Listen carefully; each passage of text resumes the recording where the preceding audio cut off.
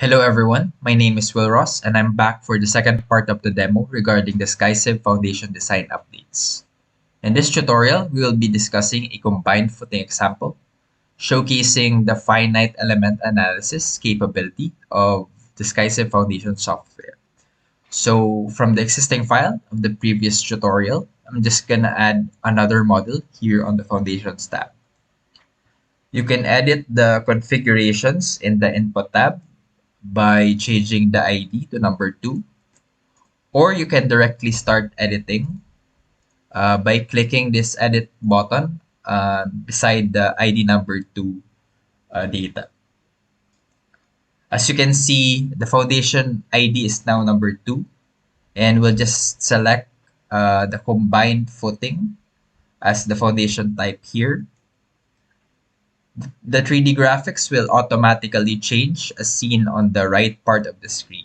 So again, we'll start with the geometry tab and let's input width of 4,000 millimeters and a depth of 2,000 millimeters.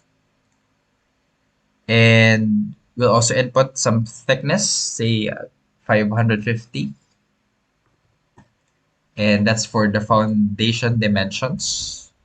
For columns 1 and 2, let's stick with the rectangular shapes with a width and depth of 300 by 300 millimeters and a height of 1 meter or 1,000 millimeters. In the previous versions, only the X edge distances can be modified here. And now with the enhanced capability of the software, Z offsets can now also be considered. So we can add some values here for the Z offsets. But for this example, I'll set 0 for the Z offset of the column 1.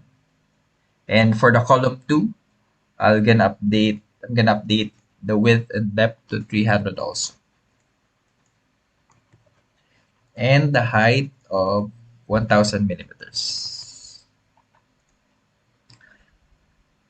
Let's add an X edge distance of 500 mm for column 2 and a Z offset of say 200 mm. For the soil properties, let's set the surcharge load to 0 and the soil bearing capacity to 120. Again, it automatically changes with the corresponding modulus of subgrade reduction of 12,000, but the user have the option to change it according to their geotechnical data. A soil thickness of 1,000 millimeters, angle of friction of 30, and coefficient of friction of 0.45. Similar with our isolated footing example, let's omit the groundwater table, but you can always have the option to consider it even in the combined footing example. Next is the material properties, and for concrete, we will retain the default values. And for the steel, let's input 414 MPa and the soil unit weight of 18. As for the loads, we need to add for both of the columns. Let's add dead, live, and seismic loads again.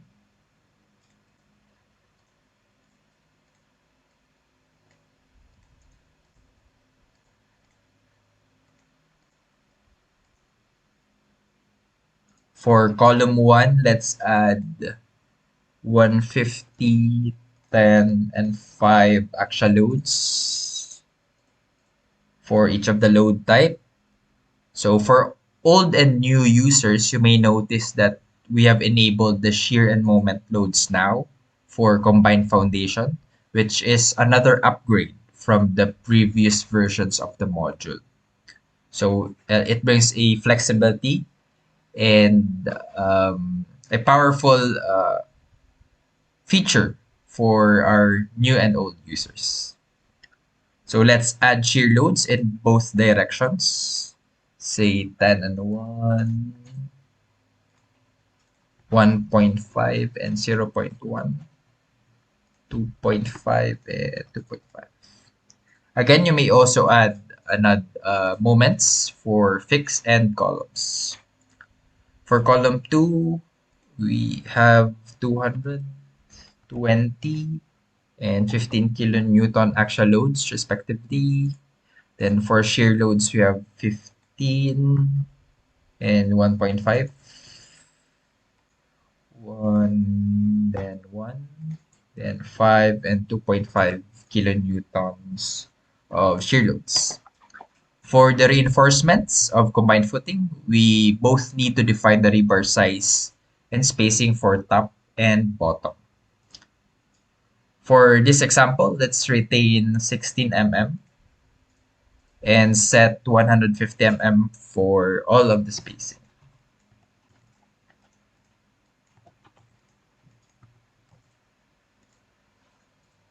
So for the columns, as I've mentioned on the first tutorial, the inputs for the reinforcement on this does not mean that the column design is included in this module. So you may still go to S3D and RC member design for this. I'm just going to make a few modifications here for the main column rebar number and secondary bar size and spacing. Similar with column 2, secondary bar size and spacing. Lastly, the miscellaneous tab, I'm gonna retain similar default values here. The required inputs here are similar to that of the isolated footing. Still, you can adjust the mesh size and have the option to preview it on the render since this is just the same with the previous examples. We're gonna run the design checks.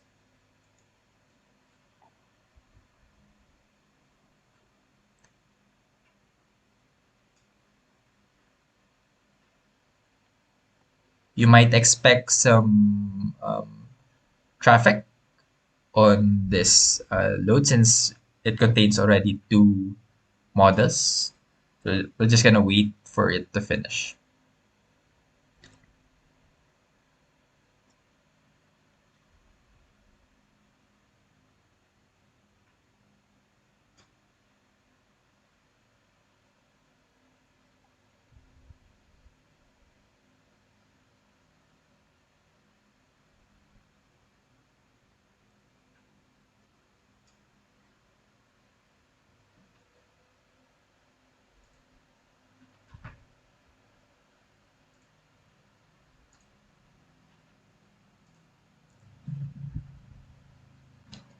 Finally, since this file contains two models of isolated and combined footing, you can click the corresponding table of the desired model. Since we're checking the combined footing, let's click this ID number 2 table and see that the foundation passes on all modes. Detailed calculations for combined footing can still be accessed using this button, and the users can still download it as PDF or HTML file. Just have a quick rundown on the report.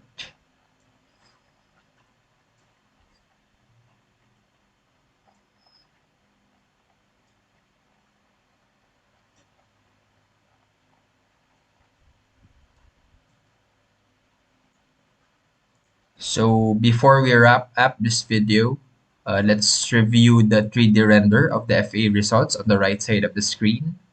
Again, here we can modify the limit states and load combinations for the soil pressure. And we can even screenshot it for presentation purposes.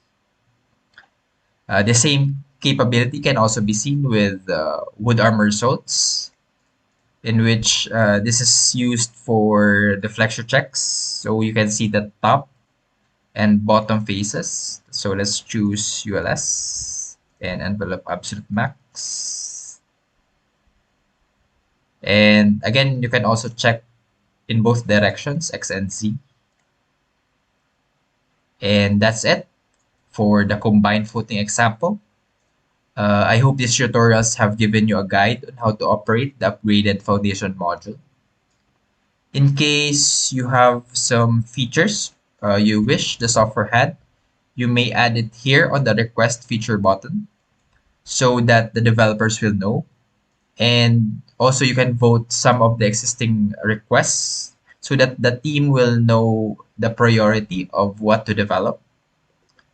You can also reach the customer support in the intercom button for any questions about the foundation design, and we'll be glad to assist you.